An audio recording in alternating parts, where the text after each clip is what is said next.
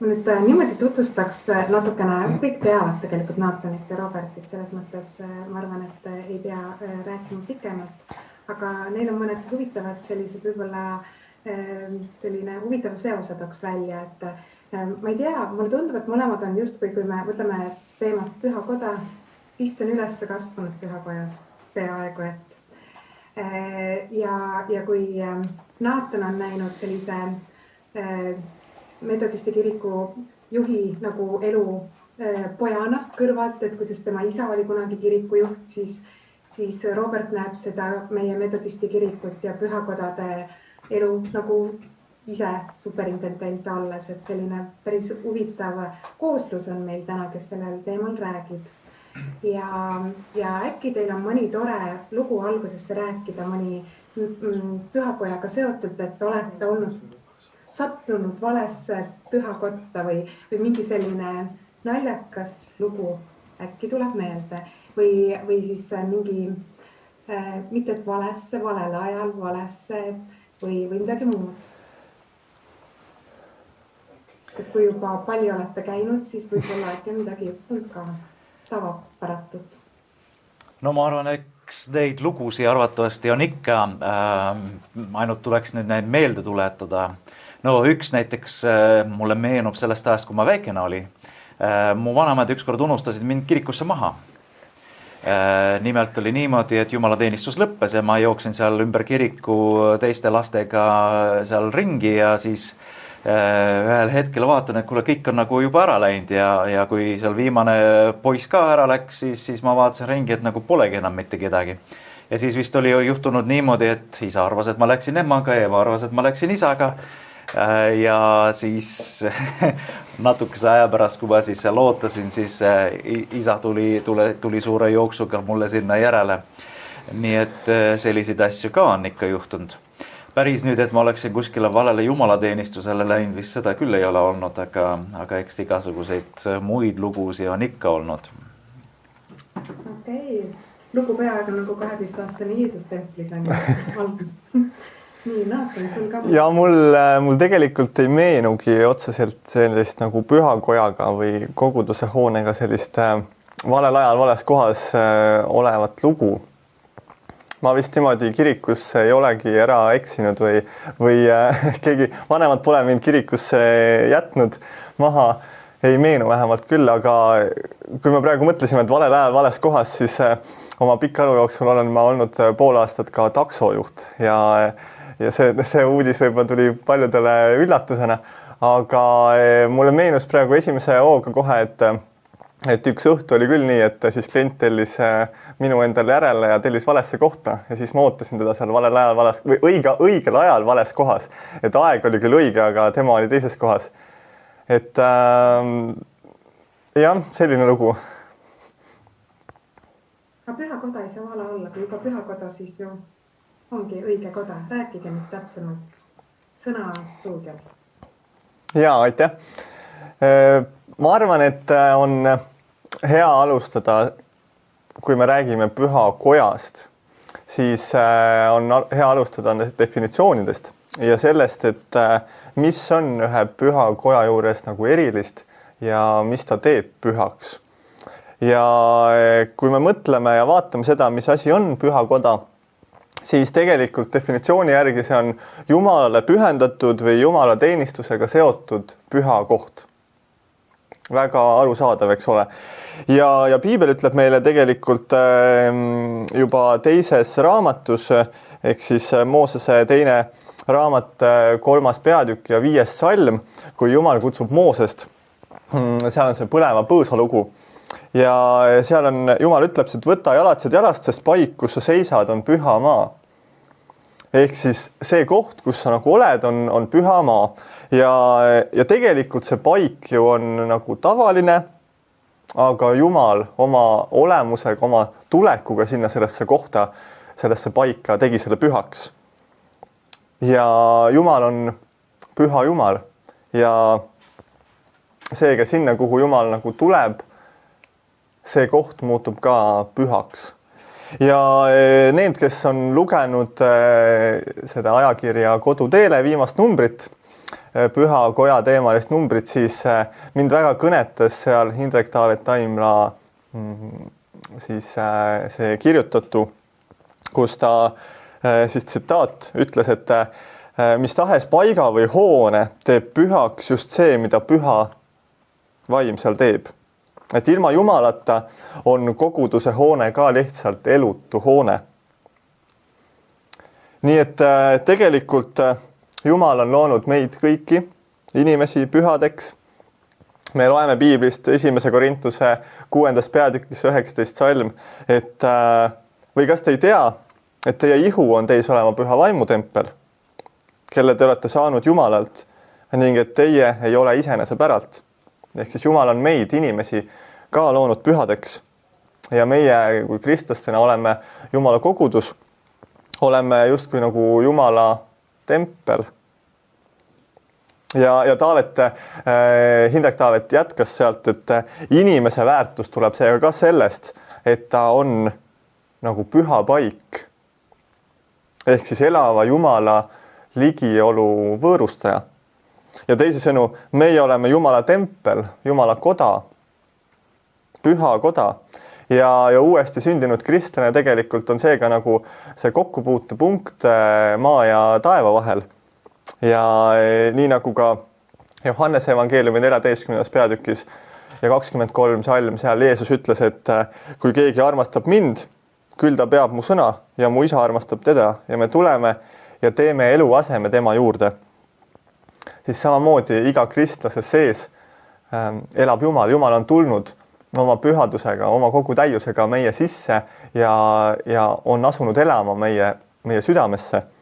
Nii et kokku võtta nüüd selle, et mis asi on püha koda kui selline, siis on tegelikult üks nagu hoone, kui võtta siis nagu kirikut, aga tegelikult ka meie inimesed oleme püha vaimu tempel või justkui nagu püha koda. Nii et ma küsiksingi, Robert, et kuidas sulle siis tundub, et kas, kui me räägime näiteks palverännakust templisse, et kas see on pigem selline füüsiline matk nagu kirikusse või selline nagu füüsiline minek pühakotta või pigem on see ka selline nagu vaimne, et rännak nagu enda sisse tundmaks, milline on see püha vaim minu sees ja Jumal minu sees? No minnes kirikusse, ma arvan, et iga inimene, ma loodan vähemalt seda, häälestab oma südame kõigepealt sellele, et otsida Jumalat ja olla Jumalaga osaduses. Ja minnes korra tagasi veel Vanasse testamenti, siis kui me loeme seal templist või mingisugustest teistest pühadest asjadest ja pühadest paikadest, siis see sõna ise heebrea keeles tõlgituna tähendab midagi, mis on eraldatud millegi konkreetse jaoks. Ja kui me räägime siis kristliku õpetuse järgi, et mis asjad need siis pühad asjad on, et need ongi midagi, mis me oleme eraldanud selleks, et need asjad teeniksid Jumalat ja läbi selle teeniksid ka inimesi. Nii et ma usun, et ka kirik ise kui hoone, kui püha paik on päriselt ka oluline. Sest see on see paik, mida me oleme pühitsenud Jumala teenistusse, mis me oleme nagu andnud Jumala kätte, et see võiks olla õnnistusteks paljudele rahvastele, kohtumispaigaks inimestel Jumalaga. Nii et ma usun, et see on ka hästi oluline. Aga muidugi, kui me räägime, mis teeb selle püha paiga nende öeldaks pühaks, siis kindlasti on see Jumala ligiolu seal. Ja see on hästi oluline, et inimesed kogeksid seal Jumalat ja seda kohtumist Jumalaga. Ja ma võin oma isiklikust kogemusest rääkida päris palju selliseid juhtumeid, kus on olnud mingisugune hetk, kus ma olen pidanud kuhugi minema, võib-olla ma ei läinud sinna isegi väga suure hea meelega, aga see püha paik, kus on Jumala rahvas, kus on Jumala püha vaim, kus käib Jumala teenistus, kus inimesed ülistavad Jumalat ja palvetavad Jumalat, siis see Jumala ligiolu selles paigas, ta isegi teinekord tahtmata hakkab mind puudutama. Mul on olnud isegi selliseid juhtumid, kus isegi asi ei ole veel jutlusenigi jõudnud, kus isegi lihtsalt läbi laulude ja läbi selle Jumala ligiolu, selle atmosfääri, sa juba tunned, kuidas Jumal puudutab sinu südant ja midagi seal hakkab toimuma, teinekord seal pisarad hakkavad vaikselt juba silmanurgaga tekkima ja sa tunned, kuidas Jumal sind puudutab isegi enne seda, kui oleks isegi jutlus kätte jõudnud. Nii et ma arvan, et see on hästi oluline. Nii et kindlasti kirikusse minek ei ole minek sinna, ütleme niisama, et mingisugusest traditsioonist või et saaks kirja mingisuguse linnukese või et see on see, mida nüüd hea kristlane teeb, kuigi ma olen ka täiesti veendunud selles, et selline ka püsivus on täpselt samamoodi oluline, et inimesed ei käiks kirikus ainult sellepärast, et mul on täna hea tuju ja ma täna tunnen, et nagu peaks minema või tahaks minna. Aga siis, kui ma seda parasjagu ei tunne, et siis ma ei lähe. Ma usun, et ka sellistes kristlikes harjumustes on ka väga oluline osa, et me teeme midagi järjepidevalt ja siis, kui me ka sinna läheme, loomulikult on see, et me häälestaksime oma südamed nendele sellele Jumala lainele, et olla võimelised kuulda tema häält ja kogeda seal midagi. Kui ma lugesin seda artiklit, mida sa, Robert, kirjutasid ajakirja Koduteele, siis ma hakkasin mõtlema selle peale, et sa kirjutasid seal artiklis, et kui oluline tegelikult on see, et kristlased pühapäeviti käiksid Jumala teenistustel ja sa tõid selle väga piltlikult niimoodi esile seal, et justkui nagu kristlased ühendaksid ennast nagu Jumala laadimisaparaati. Ehk kus siis olles meie vaimulikud akud saavad täis laetud. Just siis ka sellepärast, et meid täidaks pidevalt siis uuesti ja uuesti Jumala püha vaim, see rõõm, mis sealt tuleb ja kogu see jõud. Aga kas see samasugune selline laadimine ei pruugi või ei võiks toimuda ka siis, kui ma näiteks, ma ei tea, sõidan bussis ja kuulan kõrvaklappidest lihtsalt ülistusmuusikat? See on hea küsimus ja sellele võiks vastata nii jah kui ei. Et kindlasti, kui inimene loeb kristlikku raamatut, kui ta kuulab ülistusmuusikat, kui ta kuulab mingisugust õpetusmaterjali või jälgib ka jumalateenistust online'is, siis see kindlasti omab seda potentsiaali, et üles ehitada tema usku. Et ma olen selles päris kindel, et Jumal kasutab neid asju täpselt samamoodi nagu ka palvet ja piibli lugemist, et meid kasvatada, meid vaimulikult üles ehitada, meile anda mingisugust vaimulikku tarkust ja teadmist ja meid õnnistada läbi kõige selle, et sellega ma olen täiesti nõus. Kuid samas ma ka kindlasti tahaksin öelda ka seda, et Jumala teenistus ise on ikkagi midagi rohkemat ja on midagi erilisemat kui ainult, ütleme, ülistusmuusika kuulamine bussis. Sest Jeesus ise ütles, et kui 2 või 3 tulevad minu nimel koos, seal olen mina nende keskel. Et see on ka oluline minu arust meil mõista, et see Jumala püha vaim on seal jumalateenistusel erilisel viisil kohal. Ja täpselt samamoodi, kui me ka näiteks räägime ka pühast armulauast, siis ka see on üks selline ju eriline sakrament, kus me kohtume Jumalaga ja saame puudutatud sellest Jumala erilisest armust erilisel viisil. Ja me usume, et Jumal on ka seal ju, ta on seal kõige selle keskel ja puudutamas meie elu. Nii et kui mina mõtlen sellele, et kas ma kogen täpselt sama asja, kui ma jälgin jumalateenistust kodus interneti vahendusel või kui ma kuulan lihtsalt kellegi jutlust, siis minu vastus on sellele ikkagist, et ei, see ei ole päris sama. See ei ole päris sama kogemus. Ja ma võib-olla toon sellise hästi lihtsa näite ja võib-olla see on selline isegi natukene ülelihtsustatav näide, aga minu abikaasa vanemad elavad välismaal, mu abikaasa on välismaalane ja kui mina ka õppisin välismaal, siis ütleme, nende kodu muutus ka minu jaoks nagu koduks ja millegiks selliseks väga, väga eriliseks paigaks, kus me, eks ole, ju väga palju kordi istusime üheskoos seal lõuna või õhtu söögilauas ja vestlesime ja nii edasi ja nii edasi ja nii edasi. Ja nüüd, kui ma olen eemal, siis vahetevahel me ju ikka helistame ja oleme kas siis Skype'i või Messengeri või veel mingisuguse videosilla vahendusel minu abikaasa vanematega ühenduses. Ja kuigi ma seal taustal näen, eks ole, kõike seda tuttavat interjööri, seesama diivan on, mille peal vanemad istuvad, need samad vanemad, eks ole, kellega ma vestlen, aga see ei ole päris see kogemus, kui ma oleksin seal koha peal ise. Eks ole, sellepärast, et ma olen kindel, et paljud on kogenud seda, et isegi kui sa tuled tuttavasse kohta, seal on isegi oma mingisugune lõhn, eks ole, eks ole, sa teinekord tuled kuskil eemal, tuled koju, eks ole, teed ukse lahti, ma olen kodus, eks ole, sa tunnetad seda, et see on mingisugune selline erinev paik. Ja ma arvan, et ka kirikuga ja kogudusega on see sama.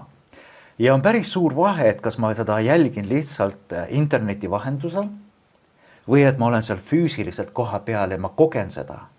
Ja kõik minu meeled on, eks ole, selle sees. Ma näen ja kuulen ja ma puudutan seda sama pinki, eks ole, milles ma istun ja ma näen jutlustajat laivis ja kui palvetatakse, ma olen kogu selle püha atmosfääri sees, ma ei näe seda lihtsalt nagu telekaekraanilt või arvutiekraanilt. Nii et seal on päris suur ikkagist osa sees, seepärast mina ikkagi julgustan inimesi alati minema kirikusse, sest ka meie ju metodisti kirikus alates ju John Wesleyst on ikka peetud ka kirikus käimist üheks armuvahendiks.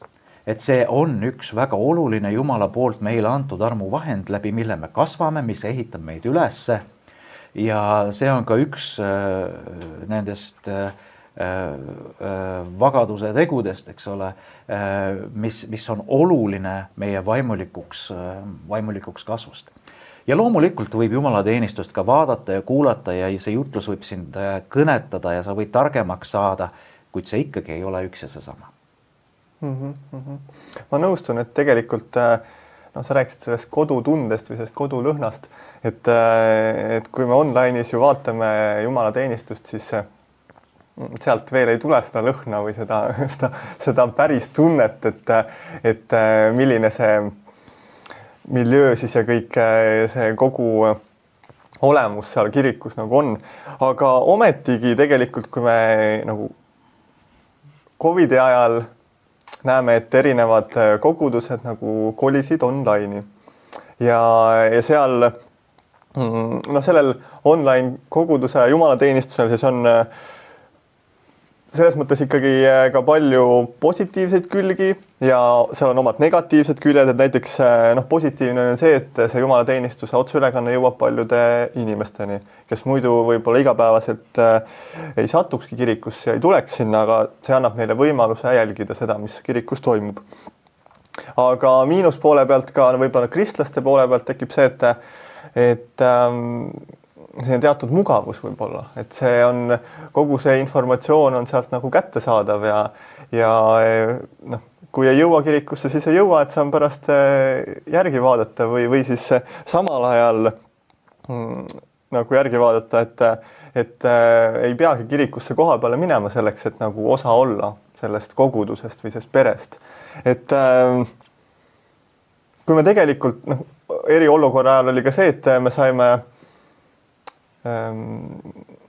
läbi Zoomi armulauda jagada, eks ole, et see tekitas ka sellist nagu tunnet, et kuidas siis on, kas kui me nagu kohtume väikegrupiga näiteks või kogudusega läbi online'i, kas siis Jumal on meie keskel või ei ole? Kui me oleme nagu erinevates kohtades tegelikult. Ja. No ma usun seda, et Jumal on ikka meiega. aga ikkagist ei ole see päris seesama osadus, nagu kui ta oleks meil füüsiliselt. Ja mis puudutab seda eriolukorda, siis kindlasti see oli vajalik, et tol ajal need asjad oleks. Ja ma usun, et ka praegu on ikkagi vajalik, et nii mõneski koguduses see videoülekanne oleks mitmel erineval põhjusel. Näiteks kui inimene on kuskil parasjagu reisil ära, siis tal on ju tore, kui ta saab vaadata, mis kodukogudus teeb. Ja samuti on see oluline ka mõningatele vanematele inimestele, kellel on ääretult raske võib-olla tulla jumalateenistusele mingisuguse tervisehäda pärast. Ja sellel samal põhjusel lähevad ju meil ka jumalateenistused kas raadioeetrisse või isegi ka teleeetrisse. Ja see on hea ja kindlasti oluline asi, et see võimalus jätkuvalt oleks.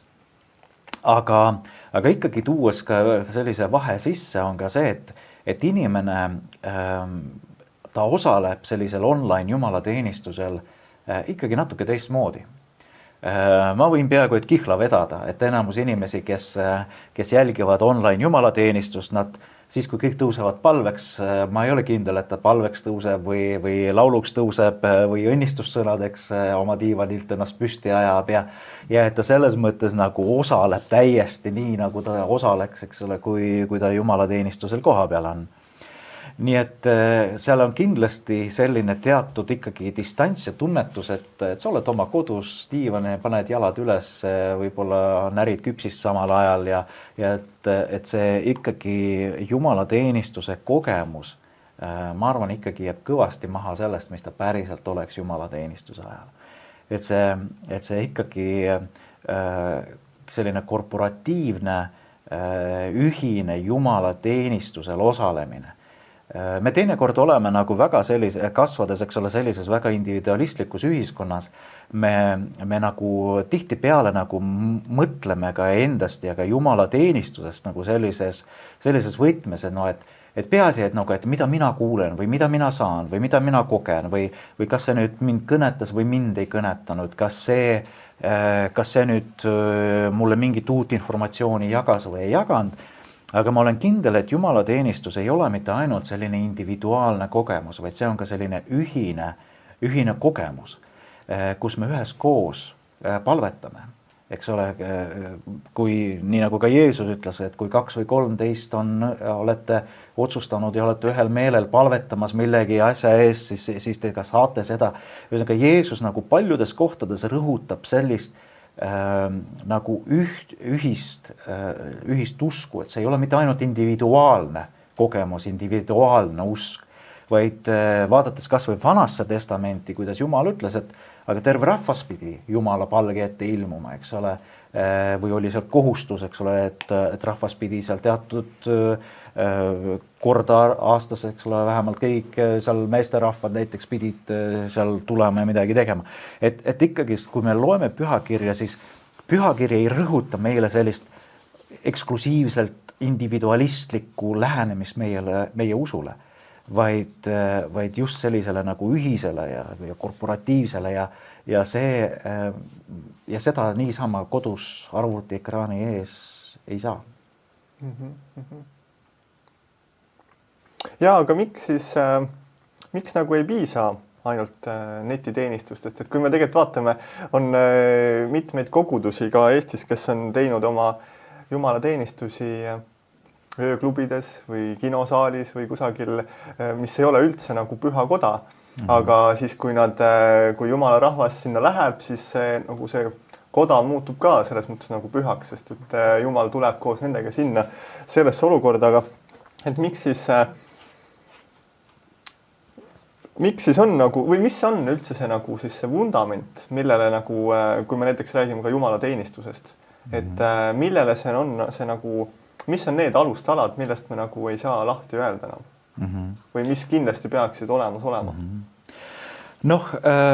Kui me räägime jumalateenistusest mingisuguses teises kohas, mis ei ole kirik, siis ega ütleme, minul ei ole selles mõttes nagu sellega probleemi. sellepärast, et kui me vaatame, eks ole, ka kristlikku ajalugu, siis esimestel seal ju sajanditel ega kristlastel ei olnudki mingisuguseid mingisuguseid kirikusaale ja nad kogunesid tihtipeale väga erinevates kohtades, kas kellegi kodus või siis ka isegi katakombides või kuskil mujal.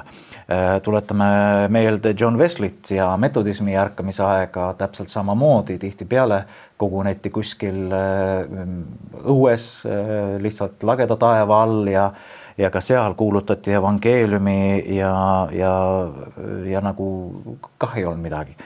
Nii et selles mõttes, et kui jumalateenistus peaks ka toimuma kuskil mingisuguses, ma ei tea, kultuurikeskuses või kuskil mujal, siis mina nagu sellega ka nagu mingisugust probleemi ei näe. Eriti ka siis, kui me kristlastena tuleme sinna kohale ja palvetame ja selleks ajaks pühitseme selle paiga ka Jumala teenistuse jaoks, eks ole, ja Jumal tuleb ka meiega sinna kaasa. Et ma olen selles täitsa ka kindel, et ka see nagu täiesti ka ajab asja ära. Kuid on ka muidugi midagi väga erilist ka siis, kui see on ikkagi ka kirikuhoone kui selline. Eks ole, kus ka kõik, mis seal koha peal on, olgu see siis kantsel või altar või muusikariistad või siis ristimisbassein, eks ole, kõik räägib meile sellest, et see on see püha paik, eks ole, kogu see ka väline ja see sisemine arhitektuur, eks ole, see häälestab meid ka sellisele Jumala lainele, et ma usun, et ka see on oluline. Aga kui sa räägid, et mis peaksid olema need alustalad, siis ma arvan, et see kõige ikkagi olulisem alustala, millest me räägime, on see, mida Jeesus ütles, et kui 2 või 3 on minu nimel koos. Ja see tähendab siis ikkagi nagu füüsiliselt samas ruumis või paigas olemist, eks ole? Mitte läbi kuskil virtuaalreaalsuse? No selles mõttes, et ma usun, et vahetevahel ka Jumal täiesti võib ka kasutada mingisuguse virtuaalasju ja mingil määral nagu töötada mingisuguste selliste asjade kaudu ka ja selles mõttes, et ma olen kuulnud näiteks ka inimestest, kes on parandanud meelt läbi vaadates kristlikke saateid televiisorist. Ma tean mitut inimest Eestis, ma olen ise isiklikult nendega kohtunud, et kui nemad on vaadanud kristlikku televisiooni, nad on jõudnud meeleparandusele, nad on oma sellise algse kristliku kasvu läbi teinud ka teleekraanilt, enne kui nad koguduse juurde üldse jõudsid ja kusjuures, kui mina mõne nende inimesega kohtusin, siis nemad ausalt öeldes mulle oma vaimulikult arengult paistsid isegi kaugemale arenenud oma teadmiste poolest, kui mõni teine tavakristlane, kes on juba 5 aastat kirikupinki nühkinud, eks ole. Aga ikkagist ma usun, et see on oluline ja oli ka neile oluline ikkagi jõuda kirikusse, vot sellest Jumala rahva sellesse pühasse osadusse. Nii et kindlasti, kui on mõni inimene, kes elab kuskil sellises paigas, et tal ei olegi võimalik kirikusse minna. Loomulikult on online jumalateenistus 1000 korda parem kui mitte midagi. Ja mõnes ka riigis, eriti seal, kus kristlasi taga kiusatakse, võib-olla see ongi ainus võimalus mõnel inimesel kuulda Jumala sõna ja kasvada ja olla kas või kuidagi, eks ole, teiste kristlastega mingisuguses osaduses. Aga ikkagist ma ütleksin, et ma kindlasti ei ütleks lahti sellisest klassikalisest arusaamast, et on midagi väga erilist, kui Jumala rahvas tuleb füüsiliselt kokku palvetama, ülistama ja Jumala sõna kuulama ja saama osa ka pühast armulauast. Kui me vaatame, mida Piibel selle kohta räägib, siis Heebrea kirjas 10:25 on öeldud, et ärgem jätkem unarusse oma koguduse kooskäimist, nõnda nagu mõnel on kombeks, vaid julgustagem selleks üksteist ja seda enam, mida rohkem te näete seda päeva lähenevat. Kas see loetud kirjakoht siis tähendab pühapäevasel jumalateenistusel koos käimist. Ehk siis veebist vaadates jumalateenistust ma justkui nagu jätan maha oma koguduse kooskäimise. On see nii? No esiteks siin muidugi ei ole räägitud ainult pühapäevast või et see just nimelt see jumalateenistus pühapäevasel päeval peab olema. Kuigi see on ka, eks ole, meie kristlik traditsioon, et ikkagist me ka pühapäeva all me seda pühapäeva ka austame ja peame. Aga nagu ma ka eelnevalt ütlesin, et veebi jumalateenistus kindlasti mingil hetkel läheb asja ära küll. Aga kui võtta nüüd seda piibli kirja kohta, siis ma arvan, et see just nimelt ka seda rõhutab, et see on oluline, et ka me füüsiliselt käiksime koos. Ja ma täiesti nõustun, et tegelikult jumalateenistus ja kui kristlased tulevad kokku, siis see on selline nagu ühine perekonna tunne. Et see ei ole lihtsalt nii, et ma tulen pühapäeval jumalateenistusele, lihtsalt vaatan, mis mulle täna pakutakse või mis seal tehakse ja siis lähen teen oma asju edasi nagu, et see on ikkagi selline justkui nagu koju minek, eks ole, et sa rääkisid ka sellest korporatiivsest nagu lähenemisest, et mida meie sellest saame, aga kumb siis on nagu, kui nii üldse võib öelda, et kumb on nagu olulisem või kumb on tähtsam, kas see jumalateenistuse ajal see nagu meie tunne või see pigem isiklik mina ja Jumal? Aga ma arvan, et need mõlemad on olulised ja ma ei saakski öelda, et nüüd üks on olulisem kui teine. Kindlasti, kui inimene tuleb ja ta kogeb, et oi, mul on nii hea koos teiste kristlastega koos olla ja ma naeretan kellegile ja ma surun kellegile kätt ja soovin õnnistusi ja võib-olla isegi osalen jumalateenistusel mingil viisil ja teenin kaasa ja ometigi olen ise oma südames täiesti nagu niimoodi kinni Jumalale ja lähen sealt pühast paigast ära täpselt samasugusena, nagu ma ära läksin, no siis on nagu midagi valesti. Ja ma ütleksin, et täpselt samamoodi on ka midagi valesti, kui mõni inimene tuleb niimoodi ka kirikusse ja ta tuleb sinna pigem kui teatrisse vaatama, eks ole, et mis siin täna siis mulle öeldakse või millega mind lõbustatakse ja ma ei suhtle mitte kellegi, aga tulen 5 minutit hiljem, lähen 5 minutit varem ära, et mitte kellegiga pistmist mitte pidada ja ma ei ehita mingisuguseid suhteid teiste kristlastega ja nagu oman sellist, et ma ainult tulen siia ainult selleks, et lihtsalt natuke kogeda seda püha atmosfääri, mis siin on. Ja siis see ka ei ole kaugeltki nagu selline ütleme kristlik elu, nagu me pühakirjast loeme. Nii et ma usun, et need mõlemad asjad on väga olulised. Aga me nüüd oleme siin pikalt juba rääkinud. Me tegelikult oleme ette valmistanud ka mõned küsimused teile ja äkki nüüd saamegi esimese küsimuse panna siia ette meile. Et küsimus tegelikult meie poolt siis on see, et kui sa mingil põhjusel pühapäeval ei lähe kirikusse koha peale ja vaatad, et siis kas sa vaatad teenistust läbi online'i ja te saate valida mitu valikuvarianti ja esimene on, et jah, vaatan reaalajas, teine on, et jah, vaatan järgi, kolmas ei vaata teenistust, siis kuulan raadiost salvestust või vaatan mitme koguduse teenistust. Kas saab valida ainult ühe või mitu? Mitu saab ka valida, jah.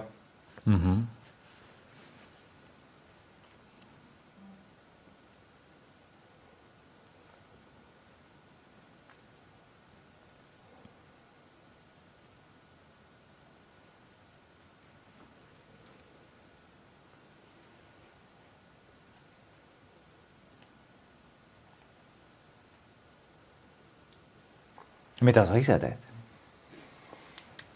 Kui ma mingil põhjusel ei saa pühapäeval jumalateenistusele minna või on midagi, siis ma tegelikult, see sõltub, et ma tihti või nagu ma olen oma elu niimoodi üles seadnud või vähemalt proovinud oma elu niimoodi üles seada, et mul pühapäeviti ei käiks tööl või mul ei oleks mingeid muid kohustusi sel ajal, kui siis jumalateenistus on. Ja nii nagu siin ka meie vaatajad on vaadanud, et vaatan reaalajas ja vaatan järgi, siis samamoodi tegelikult kehtib ka minu puhul suhteliselt see, et ma üritan kas vaadata laivis samal ajal, kui see toimib, või siis vaatan järgi. Et ma vist ei mäletagi, ma arvan, ühtegi pühapäeva, kus ma ei oleks ühtegi jumalateenistust vaadanud, eks ole. Et selles mõttes see on kuidagi jah, nii nagu sissejuhatuses tehti, et ma olen just nagu kirikus sündinud, siis see on nagu üks osa mul, ma arvan, verest, et ikka pühapäev on see, kus peaks minema pühakotta ja kui see mingil hetkel nagu ei õnnestu, siis see pühapäev ikkagi jääb nagu pühaks päevaks. Et selles mõttes see on ikka jah, väga tähtis. Aga meil on tegelikult üks küsimus veel, et 1-5, kuidas te hindaksite, kui oluliseks peate, et ka nädala sees koguduses midagi toimuks. Et kui me räägime, et kogudus on kui perekond, siis perekond ju ei saa ainult üks kord nädalas kokku. Et kui nagu ainult pühapäeviti, siis kogudus koguneb, mis on selle sellised plussid ja miinused? No kui rääkida plussidest miinustest, kindlasti kui kogudus, esiteks võib-olla võtaks sammu korra tagasi ja ma ütlen, et miks veel on, eks ole, ülioluline, et inimene pühapäeval kirikusse tuleks. Et see on tal vähemalt üks võimalus, tund, 1,5–2 pühapäeval olla teistsuguses atmosfääris, olla koos teiste kaaskristlastega kirikus ja Jumala palge ees.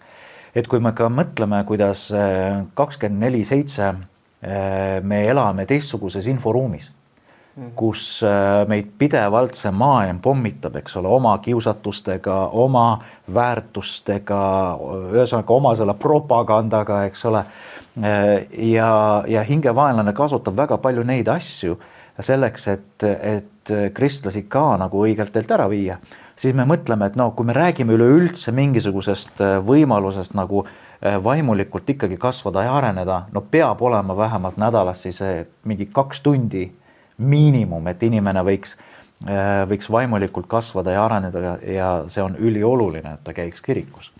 No loomulikult ma tahaks loota ja usun, et iga kristlane ka palvetab ise kodus, loeb ka pühakirja ise, kuigi erinevad uurimused on näidanud ka, et ega see piibli lugemine nüüd väga populaarne kristlaste seas ka kahjuks ei ole. Aga mingisugune veel võimalus võiks ju ikka veel olla. Ja mida mina näiteks oma isiklikus elus olen ikkagi näinud, mis on ääretult oluline, on suhtlemine, selline lähedane suhtlemine teatud mingisuguse seltskonnaga kristlastega, et need oleks kas näiteks väike grupp, kus sa saad vestelda ja palvetada ja lasta palvetada sinu eest. Või see on mingisugune selline väiksem grupike nagu metodismi ajal ka, eks ole, mitte need klassid, vaid need bands, kus oligi, eks ole, ainult 3 või 4 inimest koos. Ja näiteks, kui sa palvetad teiste vendadega, näiteks mul on 2 sellist head sõpra pastorit, kellega kui minul on mingisugune mure ja häda, siis ma alati saan nendega kas kokku või palvetada koos nendega rääkida või kas või helistada, et kindlasti peab olema ka veel natukene midagi lisaks ainult pühapäevasele jumalateenistusele. Nii et see on, ma arvan, ka päris oluline ja ma vaatan, et ka siin inimesed ikka ütlevad, et see võiks ikka olla päris oluline. Mitte keegi ei ütle, et see ei ole oluline. Jah. Et tegelikult ma ise olen kristlikus peres üles kasvanud ja nii nagu noortel on, et mingil hetkel teatud see murdepunkt nagu tuleb, kus nad ise hakkavad nagu mõistma, miks nad üldse kirikus käivad või miks see siis nagu minu jaoks oluline on. Ja tihti sellisel teismeeas nad võib-olla jäävad natuke eemale sellest. Ja siis on ju hea variant, kui online'ist on võimalik jumalateenistust vaadata ja võib-olla tahabki pühapäeva hommikul nagu kauem magada või midagi sellist, ei saa kella 10 üles. Et kui me nüüd mõtleme neid nagu kolme varianti, et üks siis see, et ma jumalateenistusel osalen, teine see, et ma vaatan jumalateenistust läbi online'i või et ma üldse jumalateenistusel osale. Mis valikud, me saame aru, et kõige parem on see, kui sa tuled koha peale, aga kas on seal teiste valikuvariantide puhul veel mingisuguseid asju, mis võib-olla pole veel tähelepanu meil saanud? No eks sellisel puhul, kui ei saa kohale tulla, kindlasti võiks vaadata seda online'is, aga kui nüüd rääkida kas või nendest samadest teismelistest, siis mina arust hästi oluline on ka see, et iga kogudus panustaks ka näiteks teismeliste ja noorte töösse. Sellepärast, et jah, kui teismelistel mingisugusel eluetapil hakkavadki, eks ole, need küsimused, kus nad ei ole enam lapsed, keda vanemad saavad käe otsas pühapäeva hommikul kirikusse vedada, siis ma usun, et on hästi oluline, et need samad teismelised, neil oleks võimalus tulla koos teiste eakaaslastega kirikusse, seal kogeda midagi selle saama näiteks teismeliste teenistusel. Ja kuigi sealt samm edasi, loomulikult me tahame ka õpetada neid, et nad ka jumalateenistusel osaleksid. Aga kui mõelda ka niimoodi, et kui iga kogudus panustaks näiteks teismeliste töösse, võtame, eks ole, et seal on näiteks need 12-13 aastased, ja teeks nende 12-13 aastastega näiteks 5 või 7 aastat väga järjepidevat head tööd, siis selleks ajaks, kui nad on 18 ja 20, on meil terve uus põlvkond tublisid noori kristlasi kirikus. Et see on nagu hästi oluline, et ikkagi kokku tulla ja midagi teha, sest ma väga kahtlen, kas see teismeline jääb sinna telekaekraani või arvutiekraani taga, kas ta jääb oma usus püsima. See on päris küsitav. Nii et see on hea, kui ta seda teeb, aga pikas perspektiivis, ma arvan, ei asenda seda kohalolekut ja seda füüsilist osalemist, kas siis jumalateenistusel või siis nendel mingisugustel noortekatel, ei asenda seda miski. Ma nõustun sellega, et tegelikult noortel puhul veel eriti on vaja seda nagu kohal käimist, et see tekiks selline ühelt poolt nagu usaldatav suhe üldsegi ja teiselt nagu, et mis ta üldse veebi tegelikult ei saa tekkida ja just, et kõik selline nagu kogu see üldine asi on ka väga oluline, et mis nagu veebis üldse ei tule kaasa selle. Ja ometigi ma hüppan jälle tagasi ja ütlen, et ka see veebi asi on oluline, et see asi oleks olemas. Sellepärast, et teinekord ka isegi mitte kristlased, eks ole, kui nad tahavad midagi vaadata, et mida näiteks seesama siin Tallinna kogudus või mõni teine kogudus, et mida ta teeb ja võib-olla ta pelgab alguses tulla, ta saab ju vaadata seda, eks ole. Ja täpselt samamoodi, kui on ka need jumalateenistuse salvestused olemas, nende jutluste salvestused olemas, sa saad ju hiljem neid veel kord üle vaadata ja ma olen ise teinud vahel niimoodi, et ma olen mingisuguse jutluse veel kord ise kodus pärast, kuigi ma olen koha peal olnud, ma kuulan veel kord üle, ma isegi mõned jutlused olen konspekteerinud ja panen endale veel kirja, sellepärast, et see, mis seal oli, nagu see nii väga kõnetas mind ja ma väga tahan, et see nagu jääks mulle nii mälusoppi, aga ka paberi peale ja selles mõttes, et kiriku kohalolu selles kübermaailmas on ikkagi väga oluline. Ainult, et mis on hästi oluline, et me ei vahetaks seda osadust selle kübermaailma vastu. Ja nüüd meil on viimane küsimus, 3. küsimus teile, et te ütlesite, et hästi oluline on see, et kogudus käiks või saaks kokku ka nädala sees, aga võib-olla teie võib osalete koguduse töös, aga kui te miskipärast võib-olla ei osale nädala sees koguduse tegemistes, siis mis on need levinumad põhjused, miks te ei jõua koguduse tegemisteni? Et siin on valikuvariandi, et osalen koguduse koosviibimistel, näiteks siis väikegrupid või piibli ja palve osadused, siis ei jõua töö tõttu, ei jõua pere tõttu, ei ole muul põhjusel aega osaleda, kas kogudus on liiga kaugel või näiteks puudub, ma ei tea, transport, et jõuda kogudusse või lihtsalt ei ole soovi osaleda või minu koguduses üldse ei toimu midagi nädala sees. Et siin saab ka valida mitu valikuvarianti, mis on need levinumad põhjused.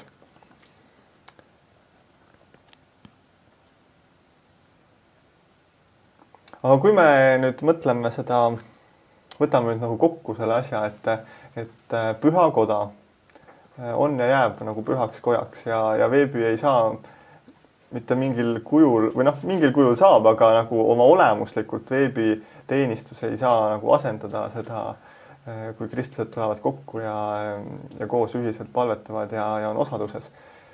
Siis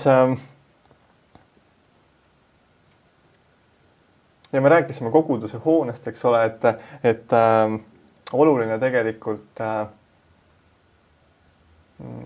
osalt see Jumala koda, mis on püha koda, mis on Jumalal nagu eluasemeks, et see on Jumalale oluline. Aga kas võib nii öelda, et Jumalale nagu ei ole see väline oluline, et Jumal on oluline see, mis tegelikult mu südames on?